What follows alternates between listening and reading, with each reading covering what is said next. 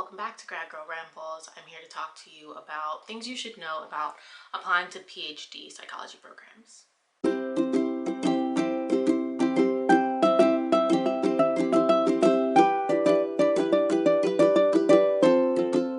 So I was thinking about the things that I kind of figured out on the way as I was applying to PhD programs in psychology, and wanted to share some of the things that I think were really helpful for me and some things I wish I'd taken more time to consider.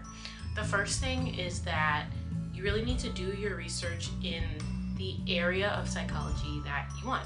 So for me, I initially thought that I was interested in clinical psychology programs, and so I did apply to clinical psych programs the first time around. I got into a program, and after kind of going through their interview day and just thinking about what my life would look like in the next few years, I realized that clinical psych was actually not the way for me. And so when I came back around to school psychology, I realized that was a better fit for me. The outcomes for students in school psych PhD programs matched what I was looking for. The kind of training that you get matched what I was looking for, but I wasn't thinking about that as clearly the first time I applied. So I would say when you're figuring out what kind of psychology programs to apply to, make sure that the area of psychology actually fits, whether it is school psychology, clinical psychology, counseling psychology, developmental psychology. Are you interested in experimental psychology? Like, are you interested more in research? Are you interested more in practice? Those kind of things will help guide what you're looking for in different programs. And along that same line is doing the research on the programs themselves. So I did another video a year or two ago about how to find the right program for you. And a lot of it comes down to doing a lot of research into the information that's provided on the website, talking to current students, talking to people, maybe they aren't directly connected to those programs, but they know of them, really figuring out what you would get out of certain programs. So in school psychology, for example, there are a lot of different kind of specializations that programs kind of focus on. Some focus on mental health in schools, some are really big on like academic interventions, some are really assessment heavy, or all of them are pretty assessment heavy, but like the research and the focus of your coursework might reflect more on assessment. Maybe it's a program where all the faculty do autism research, so you would be really well versed in autism assessment and intervention when you finish. Those are the kinds of things that you would want to do your research about. And you can really find that out by looking in the handbooks of different programs. A lot of times there's like, the program's mission statement, which is going to be very brief, but looking through a program's handbook, it should be available on their website. You can see exactly what courses you'll be taking, so you can see what the emphasis is, you can see how much research goes into it. So if you're not actually interested in doing a research heavy doctorate, then maybe you need to choose one that's a little bit more applied, maybe doing more practical training. And then along with that is looking into whether or not the programs are APA accredited. So APA accreditation is pretty, I won't say it's standard, but it's pretty much what most people are going to be looking for when they see you graduated from whatever with your doctorate in whatever. APA accreditation pretty much just means that this program meets the minimum standards set forth by APA, like this program prepares their students for XYZ, blah, blah, blah. But programs that are APA accredited also are required to provide their outcomes for their students. And so that means you can see, I don't remember, I think it's like the past 7 years or something, but you can see how long it took students to graduate. You can see whether or not those graduates went on to obtain licensure. You can see whether or not they went on to, I believe, APA accredited internships. I think that's one of them.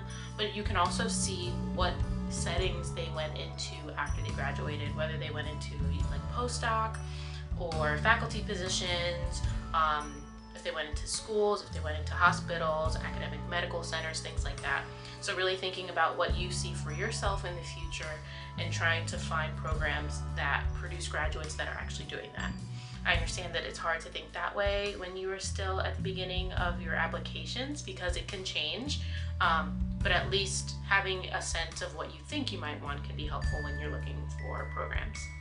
Something else that sucks and probably will not change is that the application process is very expensive. There are application fees, there are fees for tests, the GRE, if you have to take it. All of those things add up, and depending on who you talk to, some people will say you only need to apply to some, a small handful, and some will say you need to apply to 10 plus programs. So know that you are going to spend a pretty penny applying to these programs. I think when I was applying, my application fees were anywhere from $55 to $85 each. And when I applied to the school psych programs, I only applied to 5 programs. No, I applied to 6 programs. When I applied to the clinical programs the first time, I don't remember the exact number, I think it was like 9, but that was expensive. It was expensive, one, because I went through the process twice. So I paid for 2 rounds of applications. It was expensive because I applied to like a nice handful of programs each time. And then for the ones that I got interviews for, it was expensive to travel for those interviews. Some of the programs covered my travel for the interviews and some did not. So it really racks up when you have to consider all of those things. Once you get into grad school, you're still spending money. So a lot of programs will also fund their students. So that's something to look out for, whether or not students get funding. Some universities do, some don't. You'll tend to see more funding for PhD programs than PsyD programs. But students in PhD programs who have funding, like me, still end up taking out some loans, like me. It's just the stipend is really just not enough to cover the cost of living, especially when you live alone, you're single, and like you're paying all of your expenses on your own. So just know that it's expensive going through admissions, but then it can still be expensive after the fact. And then along those lines is the GRE. The GRE is in an interesting position right now because a lot of programs have made it optional. Some have said don't send us anything, don't send us the GRE, and some are still requiring the GRE. That is another cost, and this is my own opinion. I am not on the admissions side of anyone's program. I would prioritize programs that do not require the GRE anymore.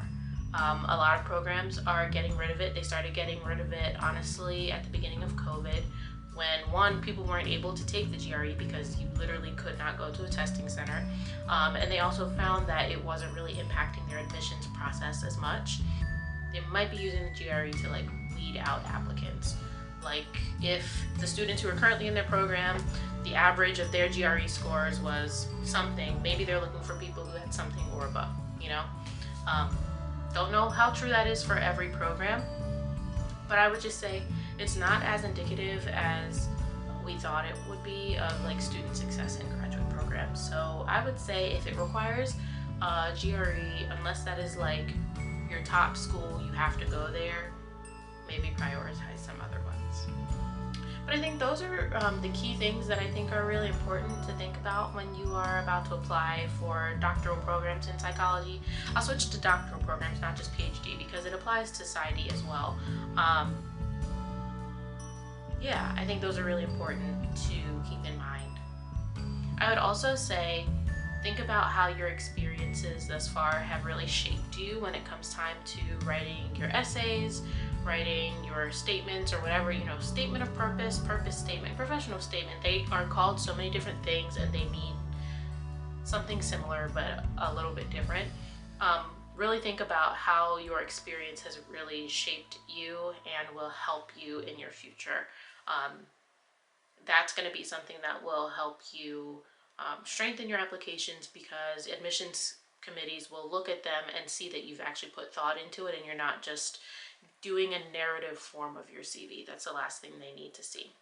So that's the last thing I want to say. So hopefully this is helpful, and I'll link to the video I did prior about actually selecting the programs. But I will catch you later. Bye.